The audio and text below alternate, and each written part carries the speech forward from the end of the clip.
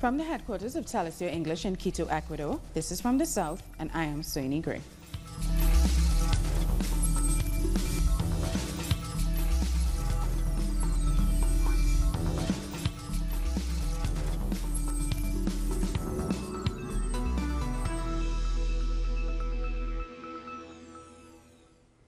We start with some breaking news. The Brazilian right-wing presidential candidate Jair Bolsonaro has been stabbed.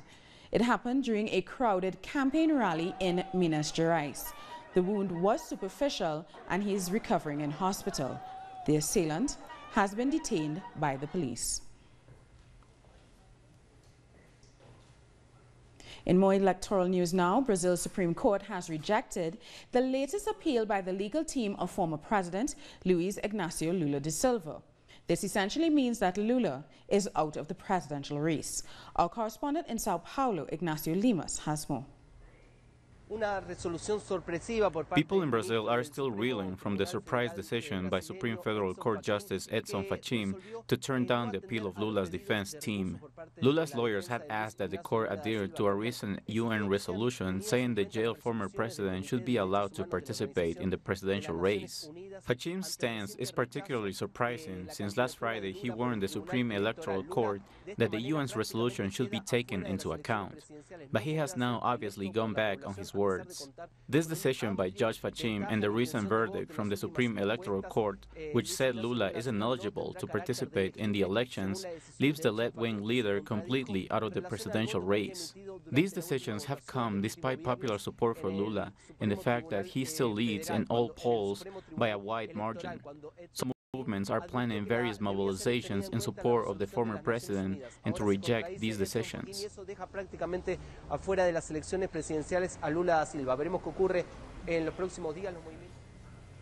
National University academics from Rio are calling for the government to fund the restoration of the National Museum following a devastating fire.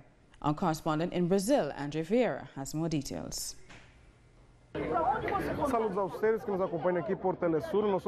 We're still here with the Brazilian resistance in defense of the National Museum that caught on fire on Sunday. We are here in this plenary organized by the academic community from the Rio de Janeiro University to let people know that the government is directly responsible for the fire through reducing public funds, not only for culture, but also for education and health, because of the constitutional amendment that has frozen public spending for the next 20 years.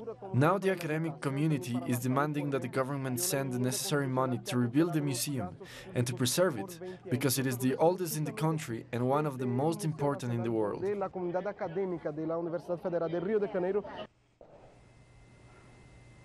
The International Monetary Fund has said it plans to wrap up talks to strengthen a $50 billion financing deal with Argentina, quote, as rapidly as possible. The announcement came on Thursday as the country's peso and stocks climbed for a second straight day.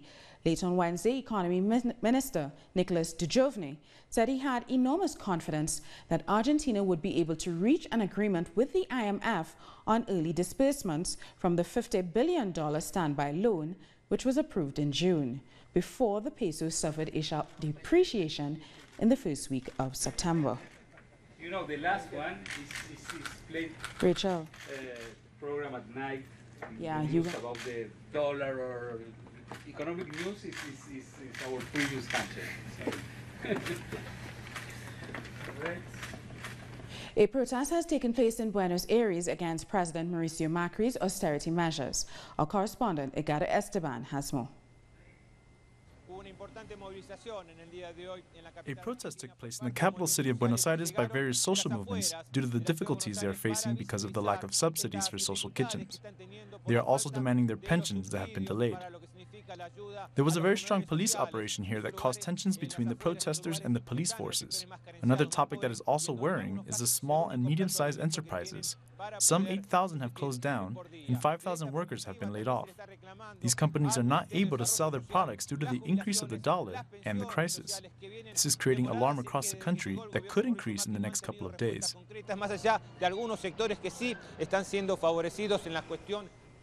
The minimum wage of $418 a month has been approved in Chile, but it doesn't come close to corresponding with the high cost of living there. And now questions are being asked about the government's support for the free market model.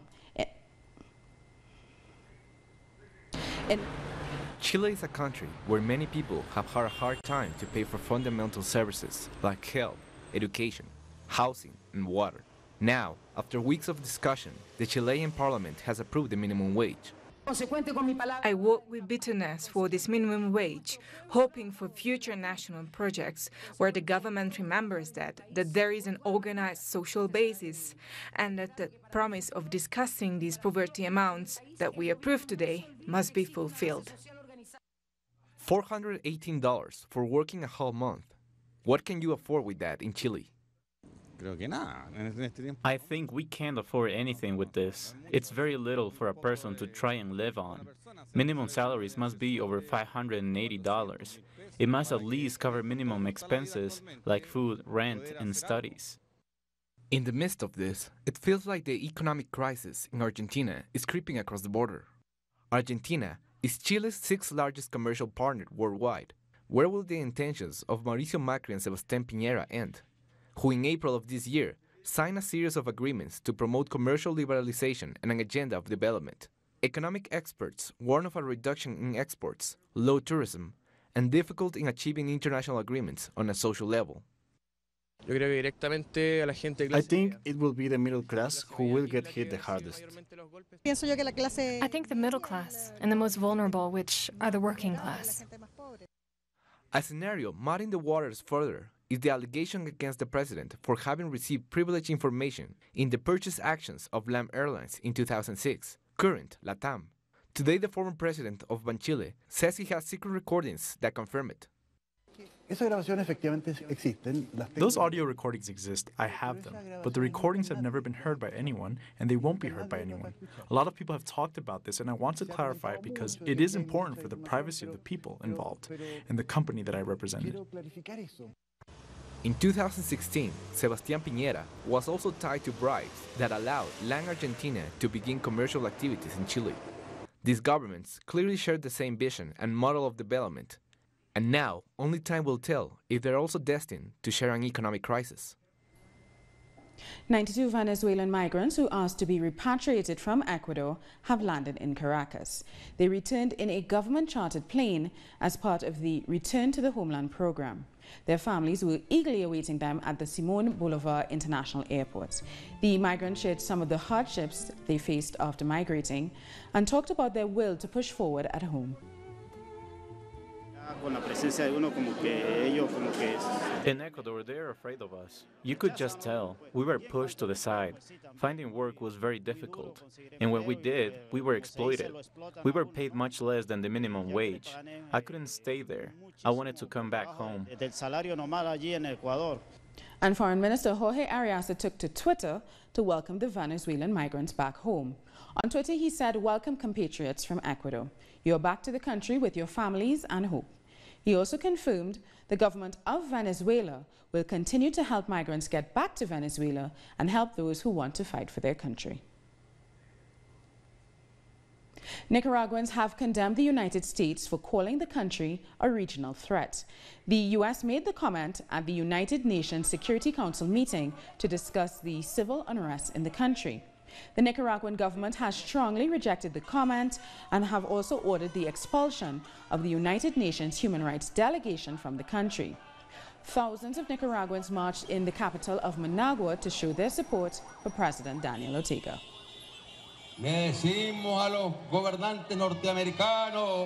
We say to the U.S. government, we say to the U.S. congressmen, we say to them that if they want to contribute to the peace in Nicaragua, they must respect Nicaragua as a sovereign nation. The best thing they can do and should do is to not mess with Nicaragua, to respect Nicaragua.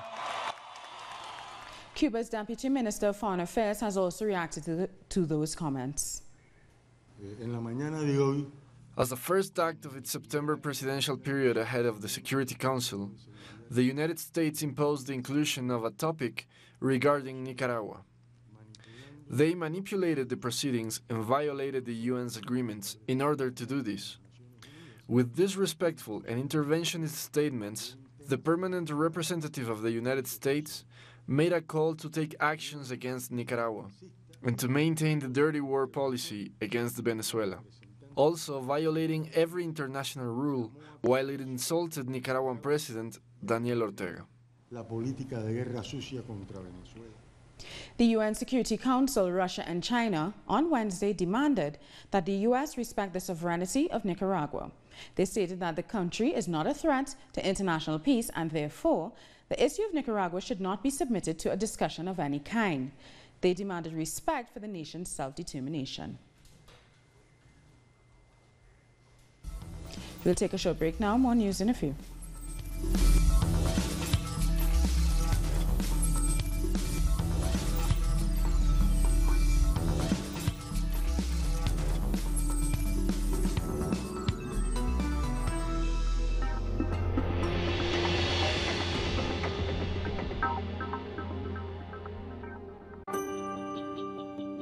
Enjoy our programming from Monday to Friday, where you'll find the best information on innovation, conservation, human well-being, and human rights.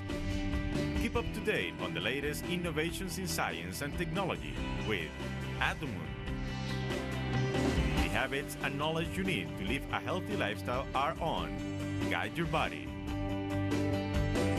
Environmental consciousness is required to preserve our Earth. Undergo your transformation on Green Zone. We defend the struggles of peoples in resistance fighting for their rights. Between Borders. All about equity, diversity, and respect for identity on By Gender. Every day we feature a wide variety of content. Only on Telesur, the news source from Latin America and the Caribbean.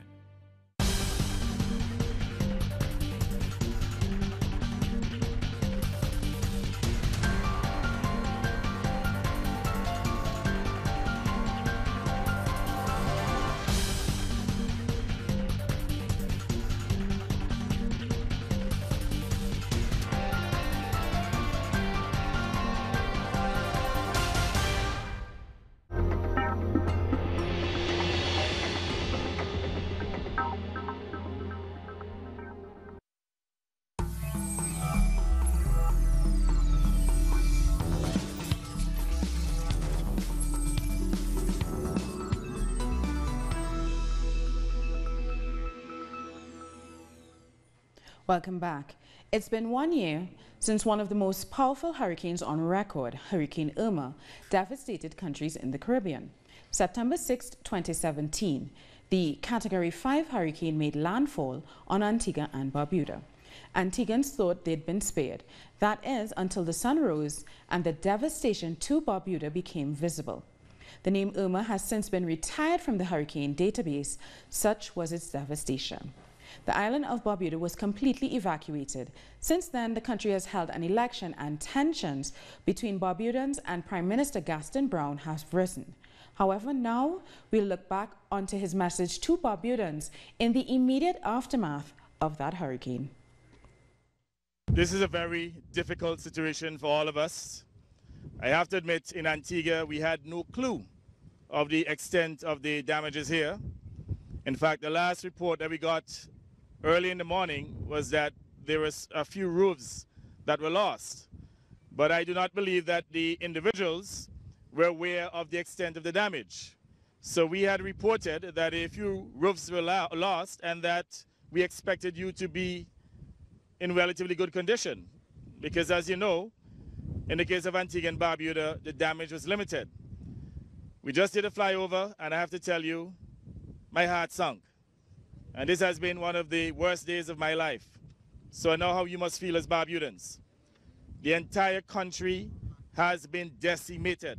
I have never seen anything like this before. However, I want to say to you that you have to remain hopeful. You have to remain resilient. Just as Barbuda continues to recover, tensions between the central government and Barbuda remain. The government says Barbudans who were transported to Antigua haven't returned home to help with the recovery effort.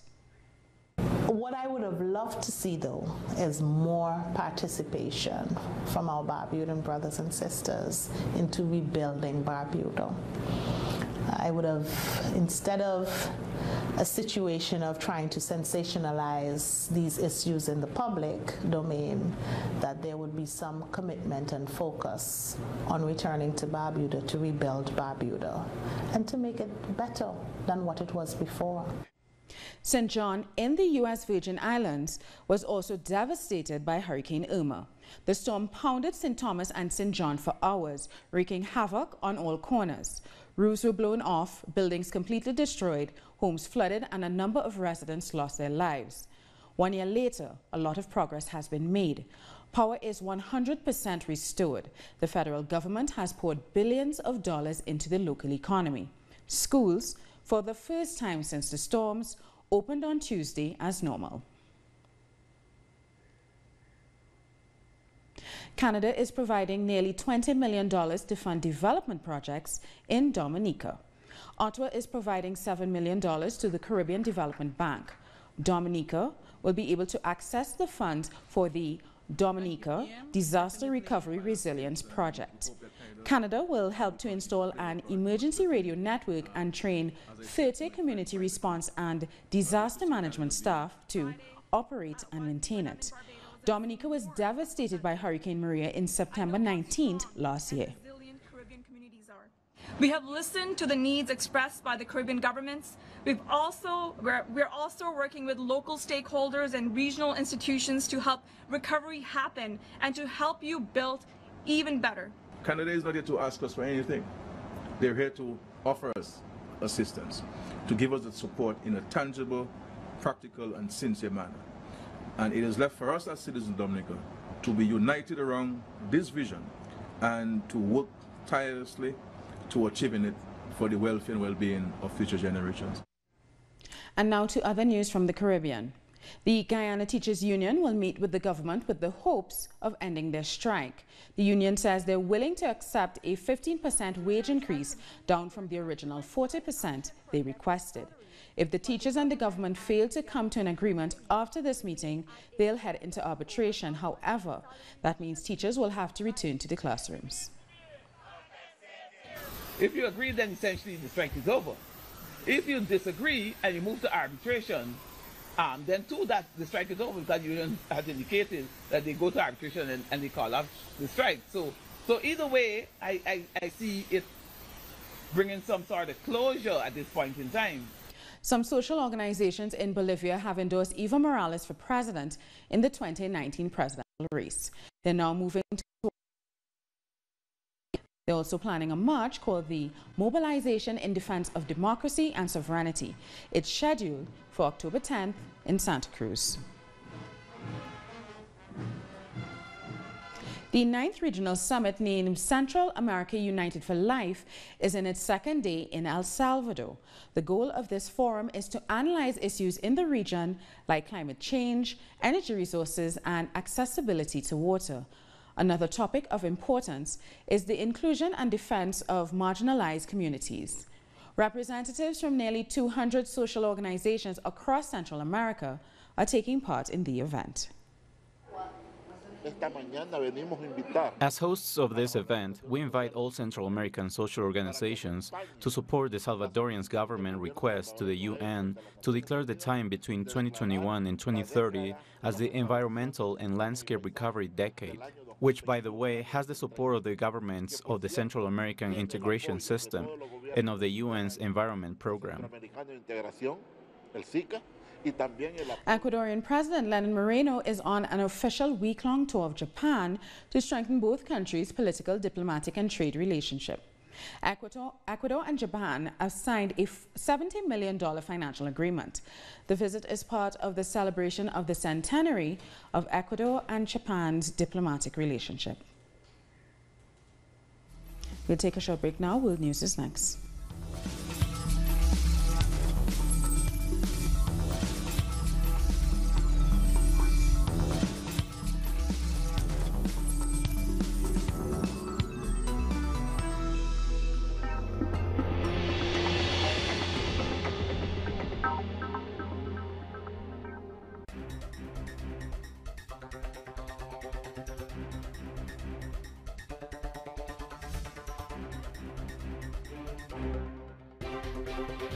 So yeah, national security is one of the most powerful notions in modern times. To swindle, I think, people, to do things that are not in their best interest, and to support massive military complexes that are not in anybody's interest, but that are like cancers feeding on society for food.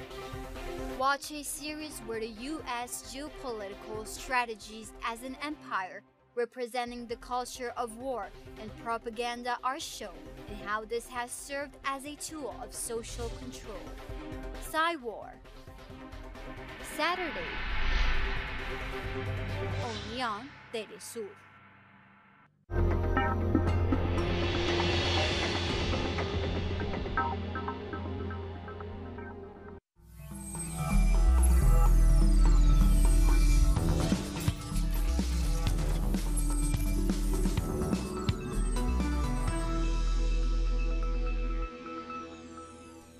Welcome back. An 8.1 magnitude earthquake has struck the coast of Fiji. No tsunami alerts have been issued. According to the National Weather Service in Hawaii, the tremor occurred too deep within the earth to trigger a tsunami. We'll have more as this story develops. India's top court has scrapped a colonial-era ban on gay sex in a landmark ruling. It's being considered as a breakthrough in a socially conservative country where homosexuality has been a taboo. Gay sex had been punishable with a sentence of up to 10 years. Activists and the LGBT community celebrated the news and hope that India continues to work towards equality. Thousands of white South African workers have marched in a protest of a share scheme offered only to black staff. About 5,000 members of the mostly white trade union Austerity staged a strike at a Sasol fuel plant in Secunda, South Africa. The company has sold 25% of its shares to exclusively black workers, in line with a requirement to atone for decades of discrimination under apartheid. Where workers are actually working good and the relationships are good, and suddenly you come here with a system and you say, listen workers, you are divided on grounds of race. Then it goes too far. And the question is, when does affirmative action and empowerment goes too far? There must be parameters. And now it's time to bring you some other stories making headlines around the world. Close to 200 migrants were rescued from a ship trying to reach Spain. 5 migrants died on board. A further 4 people were lost at the sea. The ship docked in the port of Motril in southern Andalusia. Dozens of people aboard were then seen disembarking wearing hooded white forensic suits. 10 soldiers have been sentenced to 7 years imprisonment for the rape of foreign aid workers and the murder of a journalist in South Sudan. The attack occurred during the civil war in 2016. Armed men raided the Terrain Hotel and carried out an onslaught lasting several hours. A military court passed the sentence and ordered the government to pay compensation to the victims. Verdict number 1. The government of the Republic of South Sudan will pay, represented in the Ministry of Defense and Veteran Affairs, an amount of $2,258,590.48 to the compliant Mr. Mike Woodward. This is a total compensation for the damages that had been caused to the hotel, which is owned by him, as a result of the destruction, damage, looting, and theft of the properties and the belongings of the inmates and the agents of the case.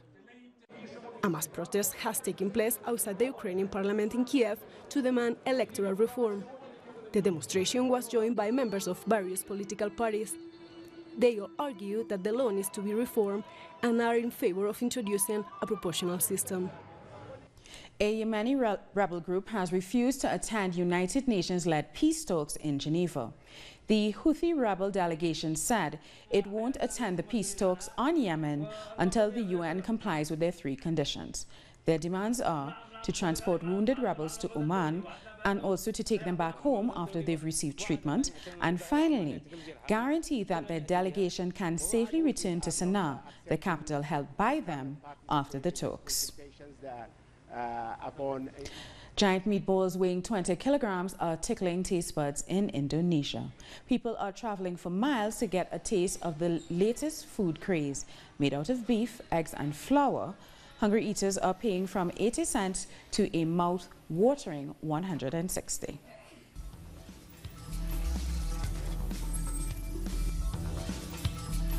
And we've come to the end of this news brief. For these and many other stories, you can find them on our website at telesyourtv.net/English. And join us on social media, Facebook, Twitter and Instagram. For Telesur English, I'm Sonia Gray. Thank you for watching.